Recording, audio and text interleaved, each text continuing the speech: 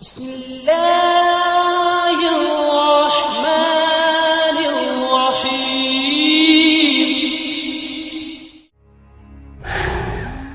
حضرت لوط علیہ السلام جس قوم کی طرف بھیجے گئے وہ بہت خوشحال تھی، ان کی بستیاں بہت آباد تھی، لیکن یہ قوم برائی میں ڈوبی ہوئی تھی۔ لوگ خدا کو چھوڑ کر بتوں کو پوجتے تھے، برائی کرتے، اور سب سے بڑی برائی ان کے یہاں یہ تھی کہ وہ عورتوں کو چھوڑ کر لڑکوں کے ساتھ برا کام کرتے تھے۔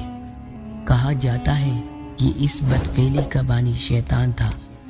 جب اس نے چاہا کہ قوم میں یہ برائی پھیلے تو اس نے ایک عجیب ترکیب سے کام لیا۔ ابلیس ایک خوبصورت لڑکے کی شکل میں ایک باغ میں آتا اور ہمیشہ اس کے پھل پھولوں کو نقصان پہنچاتا۔ باغ کا مالک اسے پکڑنے کی کوشش کرتا، لیکن وہ بھاگ کر باغ سے نکل جاتا۔ جب باغ کو بہت نقصان پہنچا اور باغ کا مالک پریشان ہو گیا تو ایک دن ابلیس نے کہا کہ اگر تو چاہتا ہے کہ میں باغ میں نہ آؤں تو میرے ساتھ یہ برا کام کر اور اپنے باغ کی طرف سے بے فکر ہو جا۔ باغ کے مالک نے کہا کہ یہ تو بہت اچھا ہے، اور پھر وہ اس برائی میں پڑ گیا۔ اس طرح شیطان نے برائی کو اس قوم میں جاری کر دیا۔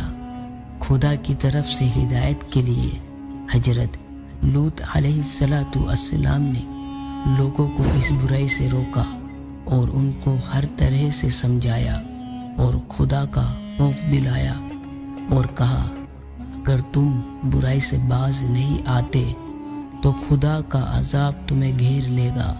لیکن لوگ اتنے بے شرم اور بے حیا تھے کہ بولے اگر تو سچا ہے خدا کا عذاب لا کے دکھا۔ حضرت لوط علیہ السلام پھر بھی ان کو سمجھاتے رہے اور ان کو خدا کی طرف دعوت دیتے رہے۔ اپنے چچا ابراہیم علیہ السلام کی طرح حضرت لوط علیہ السلام بھی مہمانوں کی بڑی عزت اور خدمت کرتے تھے۔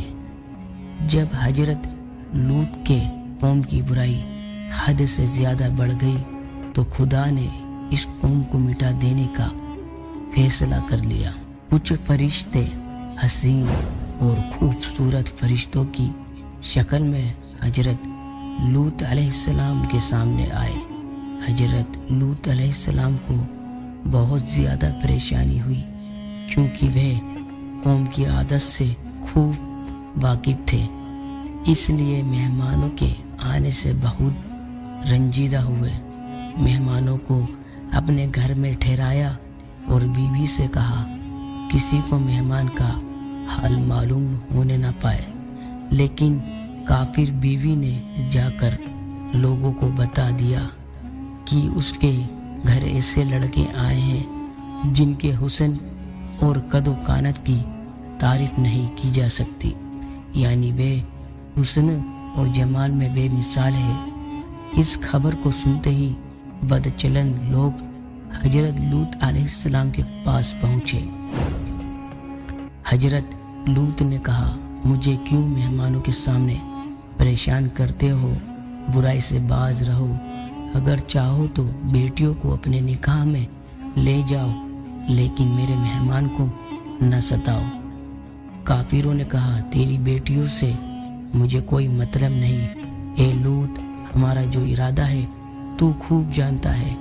فرشتوں نے جب دیکھا کہ حضرت لوط بہت پریشان ہیں تو خاموشی سے ان سے کہا آپ بے خوف رہیے، ہم خدا کے فرشتے ہیں، یہ لوگ کچھ بھی نقصان نہیں پہنچا سکتے۔ حضرت جبریل نے دروازے سے نکل کر اپنے پروں کی ہوا لوگوں کی آنکھوں میں لگائی، وہ اندھے ہو کر گرتے پڑتے اپنے گھروں کو بھاگے۔ حضرت لوط کو حکم ہوا کہ وہ بستی چھوڑ دے اور پیچھے لوٹ کر نہ دیکھے۔ حضرت لوط کو اللہ تعالیٰ نے عذاب سے بچا لیا۔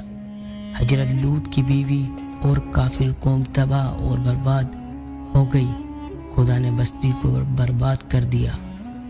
اس قوم پر خدا نے پتھروں کی بارش کی جس سے دنیا میں اس کا کوئی نام و نشان باقی نہ رہا۔ حضرت لوط علیہ السلام اپنے چاچا حضرت ابراہیم علیہ السلام کے پاس چلے گئے۔ ربیع الاول کے 10ویں تاریخ کو ان کا انتقال ہوا۔